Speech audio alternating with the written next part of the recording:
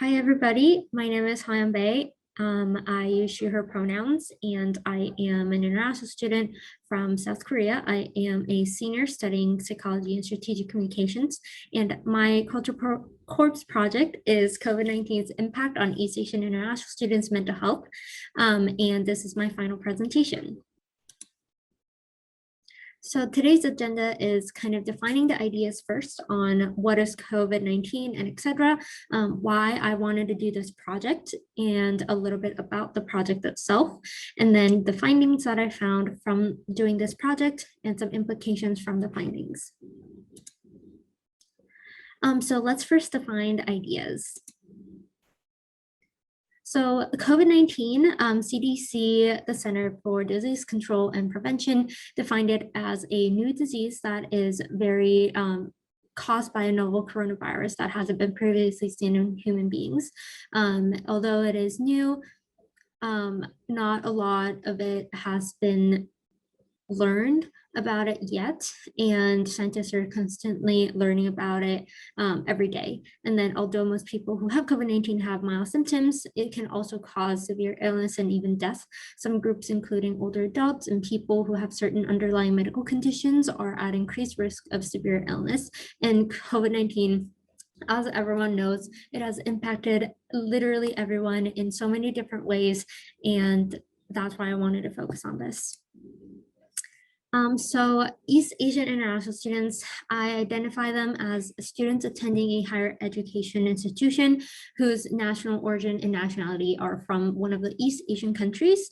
And for this project specifically, I interviewed people who self-identified as East Asian international students. And the countries include Mongolia, China, South Korea, Japan, and Taiwan. So a little bit about the background of the U. So within the international student population at the U, Asian students make up 80% of the international student population, according to the ISSS of 2019. And total undergrad enrollment, Chinese, South Korean, and Indian students are the top 3 countries that make up from the international students. And as you can see, Chinese students are, there are the significantly bigger number of students at the U. And in total, compared to the population at the U, around 10% are international students. So why did I do this project? What inspired me to look into the mental health of especially East Asian international students? So I first want to talk about why I chose specifically East Asian and international students. So East Asian, first of all, there has been significant amount of increase in anti-Asian hate crimes, especially towards East Asian individuals or people who look like East Asian individuals. And I really wanted to focus on that. And international students, because they have unique experiences due to families being abroad, traveling restrictions, visa status, employment, time differences, etc. There's so many things that only international students go through during the pandemic, and I really wanted to focus on those things. So what I wanted to do with this project is to create community through shared experiences.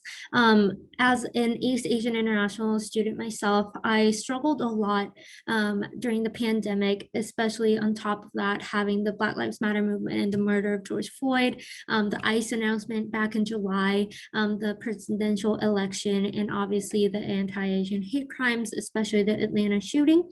And I felt very alone at a predominantly white institution like the University of Minnesota, because not only are there significantly less East Asian students or Asian students on campus, but also significantly less international students as well. And obviously who are East Asian and international students.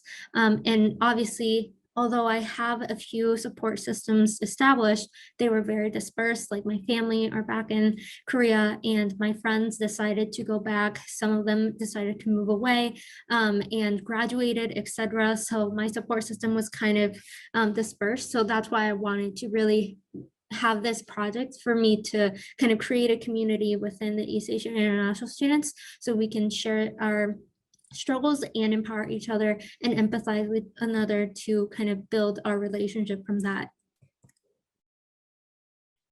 So a little bit about the project itself.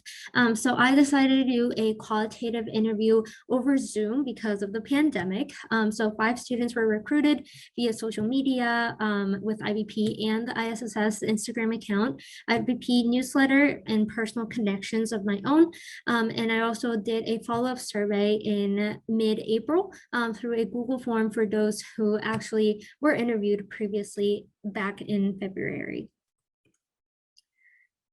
So some important findings that I found through the interview and the Google form. So through the initial interview in early February, I found these 4 main findings. So the first one is that there has been an increased stress across identities. I say across identities because there are significantly diverse identities, even within East Asian international students, like I said, nationality, gender, sexual orientation, sexuality, where they are located at right now, school year, etc. There's so many different identities within our group as well. So regardless of anything, I would say all students reported increase in stress due to their identities as an East Asian international student. So I thought it was a really important finding. The second finding was that location matters. If they are outside of the US, time difference was one of their biggest stressors because of the fact that their academic professors or instructors were not willing to make accommodations, or their department was not willing to make accommodations for time differences. They were only doing live classes, which they couldn't take because of the time differences, etc. And then if people were within the US, they were struggling with racism because of anti-Asian hate crimes, and then disconnection with their support groups. Like I said, their friends are back home, or they are even within the US because of the social distancing regulations, they can't hang out with them. And obviously they're away from their families as well. The third finding was that school years impacted students a lot. So for first year students, they were a lot of struggles with obtaining visa status because a lot of the embassies are closed right now in their home countries. They were not even able to get a visa to even have a chance to come to the US. For students who were transferring, it was really hard for them because they were transferring from a different university and they had really big hopes and expectations about their new school, which is usually bigger compared to their last school. So it was a really hard transferring adjustment. And then for seniors, they had a lot of worries related to their future plans because graduation is happening, employment is way harder, especially even finding like OPT sponsors, etc.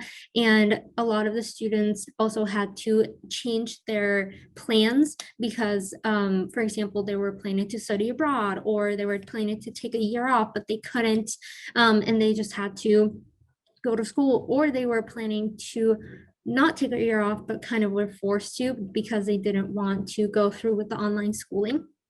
The common was that everyone were stressing out about online schooling. It was because it is less effective. People were really stressed about the formatting because they felt like they were not getting enough of what they're paying for, especially because of the high tuition that international students have to pay, and the quality on top of just having to sit in front of a computer. Obviously, that is for every student who is taking online classes, but international students were also facing that as well. The last one is they showed a lot of negative emotions that were mix of disappointment, anger, sadness, and confusion towards the US, towards the culture, and towards all the situations. A lot of us were kind of big in hopes that the US is more open-minded, they're more diverse, more inclusive with racial justice, but obviously with the anti-Asian hate crimes, our discrimination that we're facing on top of the Black Lives Matter movement, we are constantly shown that we were wrong, and we feel a lot of disappointment and sadness of how things are just going on and how it's impacting our identities directly. So I wanted to highlight that students actually felt very, very supported by international students and scholar services, which is really important. A lot of students mentioned that they felt supported by the support group conversations that the ISSS is holding weekly, and additional emails whenever something was happening. And with those emails, they had very clear and strong stance or voice wording towards advocating international students and protecting us. And it was really timely as well. Whenever something would happen, I feel like ISSS was like one of the first people to communicate with us international students, and other students share that thought as well. So I wanted to thank International Student Scholar Services and the staff. So when I did the follow-up survey in mid-April, I found 3 main common topics. So the first one was, surprisingly enough, the people were doing better. They were feeling better in terms of just their mental health and their everyday life compared to February. So this was really empowering and surprising for me, because I thought the significant increase in the anti-Asian hate crime would have impacted us negatively, but surprisingly, people have been doing much, much better. And however, although they're doing better generally, they did mention that anti-Asian hate crimes were impacting them negatively. And when I asked what were their main ways to cope with hardships with mental health, social support was one of the most common factors and the biggest factors that helps them with mental health. So let's talk about some implications of these findings. Like, what can we do with this information? What is learned is that we are strong. East Asian International students are still standing strong, even though all the things are kind of stacked up against them, and we are going through so much. We are still strong. We are still thriving. We're getting our things done.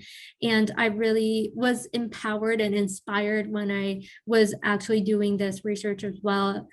So I hope people who are listening to this or watching this can really feel empowered as well, whether you're an East Asian International student or any other identities.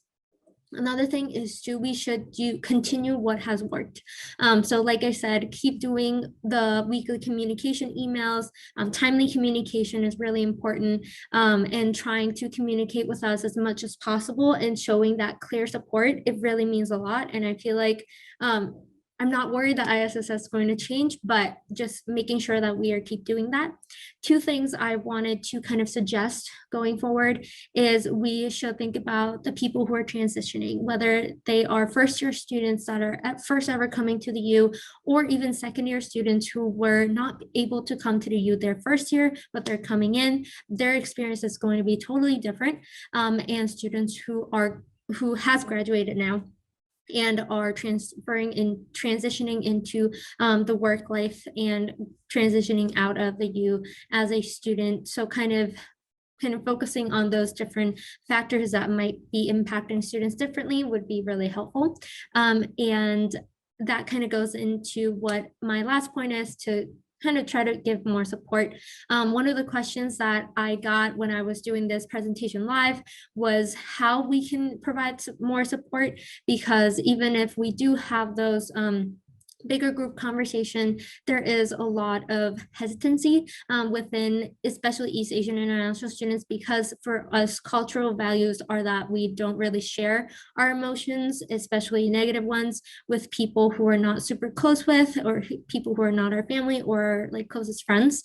So even if we do provide that space, it is really hard for East Asian International students to go and share their experiences. So my suggestion, I don't know how like applicable or realistic this is, but it would be really nice if we have the resources and people to provide one-on-one relationship with students. When I was doing this interview, a lot of the students were actually telling me that this is the first time they ever sat down with someone and actually talked in depth about what has been impacting them and what has been happening in the world.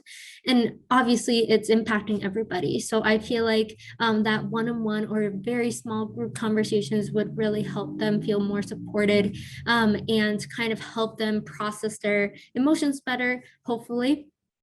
So that was one of the ideas that I didn't think about until I got a question from the audience when I was doing this live. And that is it for my presentation. Thank you so much for watching this video. I had so much fun doing this culture course project, and it really means a lot for me. And I've also learned so much. Again, I said I was very empowered by the strength of my fellow East Asian International students, and I hope that you feel empowered as well. And I want to extend a special thank you to Marina, who actually gave me the idea to make this into a culture course project. So if you're watching this and you're thinking about doing a culture course project, I definitely highly recommend doing it because it's so much fun and you can get so much out of it. Lastly, if you have any questions or you want to talk to me about anything or about this project, you can contact me via this email address right here. And yeah, thank you so much for watching again, and I hope you have a good rest of your day.